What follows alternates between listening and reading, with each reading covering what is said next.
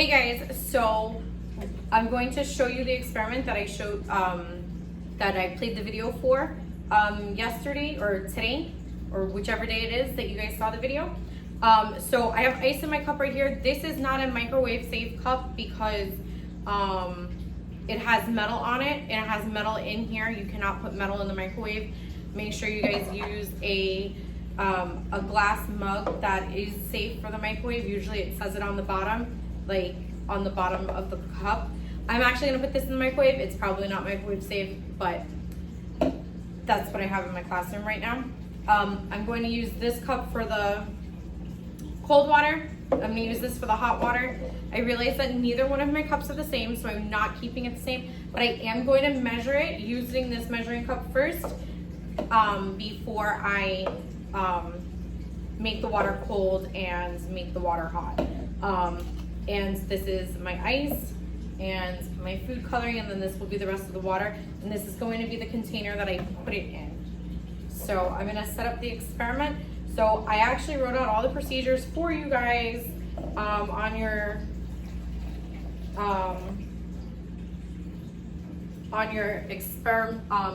lab sheet. And the only thing I don't think I added yet was what the question was. So I'm gonna have to say our question is, what happens when you mix hot and cold water together? Which one is more dense? I think I'm gonna do a whole cup of water. I think I told you guys like 6 ounces. 6 ounces is 3/4 of a cup. A whole cup really isn't a lot. Guess what? I'm gonna hit pause for a second because I need a spoon. All right, so I needed the spoon so I can stir the food coloring into the cup. I told you guys to put 10. We wanna make sure it looks dark enough because when we mix it into the container, it's going to have more clear water in it. So we wanna make sure that it's dark enough for us to see what we, the difference. 1, 2, 3, 4, 6, 7, 8, 9, 10. I didn't count those very well. It was kind of like that point experiment. And yeah, that looks like a nice dark color. And now I'm gonna pour the ice into it. I'm doing it, I told you guys not to make a mess, and look at me making a mess. Okay, so it's probably gonna be better if you guys actually use cold water from the sink. I'm gonna pour a cup of water in here. I'm going to get food coloring on my hands and wipe it in my black shirt. Again, we aren't doing these things at home and wiping it on your uniform. 1, 2, 3, 4, 5, 6, 7, 8, 9, 10. Oh, that was probably a little bit more than 10. All right, so here's my red water. The red doesn't look as dark as the blue, probably because of the shape of the container that they're both in. They're in different types of containers. Anyway, so I'm going to hit pause so I can go heat this water up. It's supposed to take 2 minutes. When you guys do heat up your water, you need to make sure that you're very careful, and it would be a lot better for you guys to use a coffee mug that is microwave safe, so you can hold it by the handle instead of holding it by the container, because then it's gonna burn your hands. So again, remember, lab safety is super important.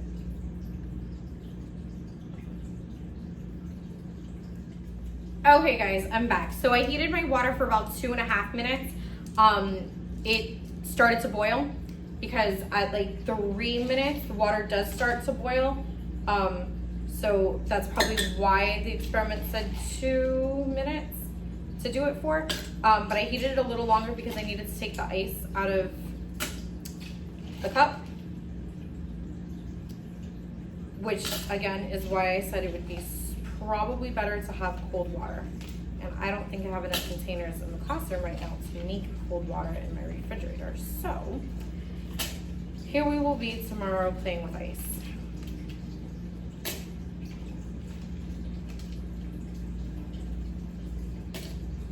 All right, because we don't want the ice, we really don't want the ice in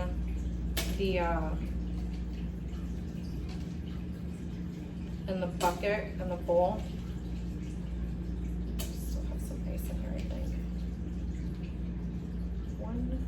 One more. Let's see. I think that was all the ice. I think I got it all. Okay, so, all right, I'm going to pour the rest of the water in here, just like it showed. So I've never done this before. Actually, I hope that's enough water so we can see the difference in what it says, because we actually might need, because of how small how big my container is. So hopefully we see the difference. And watch me not make a mess like the lady did on, oh.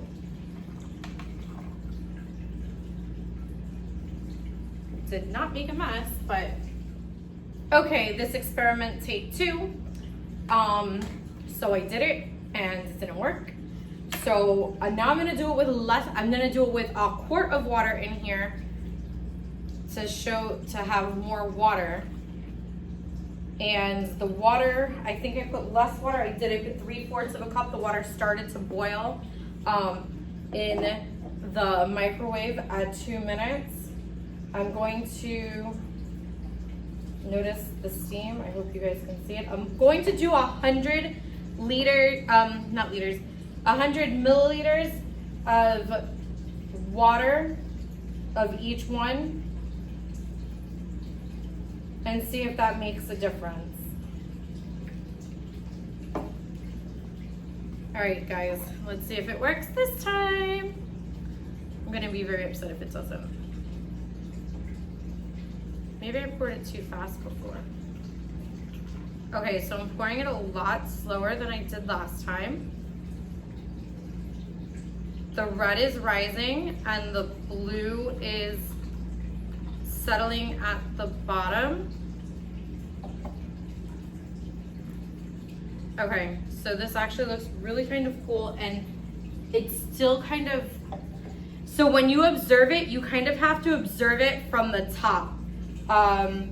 And you see it move. I would actually have to do it again for you guys to see it in the video.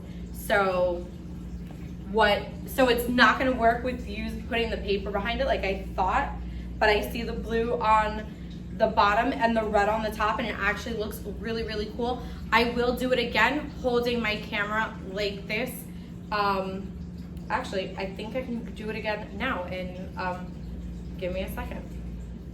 Okay guys, I'm gonna do it again. I'm doing it from above so you guys can see it, going slowly, pouring it slowly, pouring it all slowly, and the blue is going underneath the red, and the red is floating on top of the blue. I don't actually know how well you guys can see it, but I know if you're able to do it at home, it definitely looks super, super cool. All right, guys.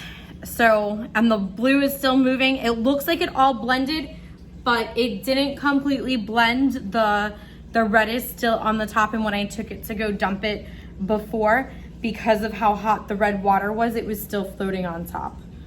And actually, if you guys can see, I don't know if you can see, but there's red here sitting on the top, and then the blue is all the way at the bottom. I'm just gonna pour more red on it because this is still hot, just for fun.